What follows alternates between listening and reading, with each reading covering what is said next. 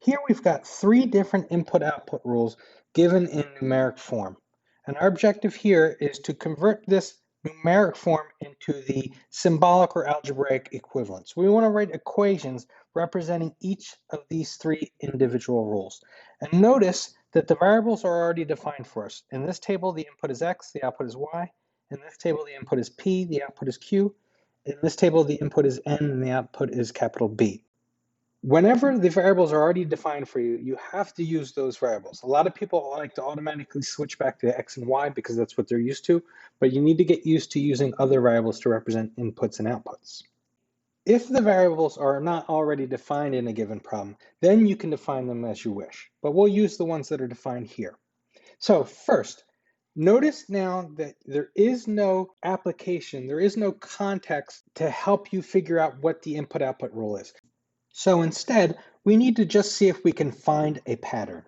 For example, let's see if we can figure out what pattern's going on here. Remember, my objective is not to look at consecutive y's, because these don't necessarily have to go in order, and they technically don't even need to be integers. For example, you could have 2.78 and 3.12. So we want to look, what do you do to each of these inputs to get the corresponding output? And remember, it's got to be the exact same rule. So this is a matter of pattern recognition. Take a moment to think about this. What can you do to 4 to get 16? What can you do to 3 to get 9? What can you do to 2 to get 4 and 1 to get 1? Well, hopefully you see you can multiply the input by itself to get the corresponding output. 4 times 4 is 16. 3 times 3 is 9. 2 times 2 is 4, and 1 times 1 is 1. Another way of saying multiply the input by itself is to square it. All right? So the output y is equal to, we want to take the input x and multiply it by itself, or you want to square it. So you could write it like this if you want, x times x. This is just the abbreviated version of that, where you're using exponents. We'll talk about exponents in coming screencasts. So the input-output rule is y equals x squared. Can we get the relationship between p and q here? Don't forget that you want to look from input to output, not among successive outputs. That's the most common error that students make. Since this is going up by 1, they say, ooh, this is going up by 3, so the rule is to add 3. That is not true. If we wrote q equals the input p plus 3, if I were to plug in 7, for example here, 7 plus 3 is 10, not 21. So again, don't look at successive outputs. Instead, what do you do to each input to get the corresponding output? Well, if you notice, again, this is a matter of pattern recognition. If you take 4 and multiply it by 3, it gives you 12. If you take 5 and multiply by 3, it gives you 15. 6 times 3 is 18, and 7 times 21 is, or 7 times 3 is 21. So the rule here is you want to get the output Q, you want to take the input P and multiply it by 3. And usually, we don't typically write 3 times P. In mathematics, when you have multiplication of a number and a variable quantity, we usually just collapse them together, and that represents multiplication.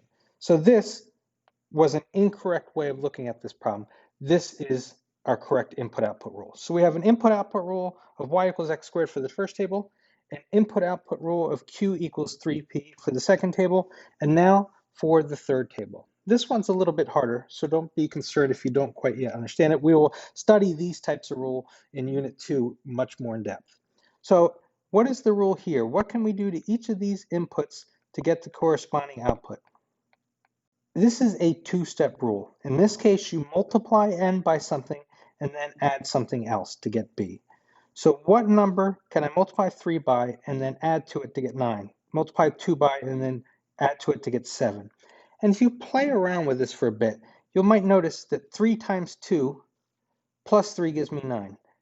2 times 2 gives me 4, plus 3 is 7. 1 times 2 is 2, plus 3 is 5. So if I take the input, multiply it by 2, and then add 3, that gives me the corresponding outputs. Again, if you did not see this pattern, do not be concerned. This is a type of pattern that we will study in depth in Unit 2. But ultimately, the output B is the input n times 2, and then add an additional 3. Again, just make sure this makes sense. We put in 3 here. 2 times 3 is 6, plus 3 will give you 9. For example, if I plugged in 1, 2 times 1 is 2, plus 3 gives me back 5. So this is the correct input-output rule.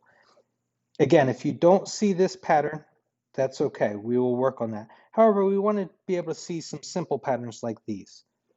Again, it's fully a matter of pattern recognition since there is no application to try to get clues about what the input-output relationship will look like.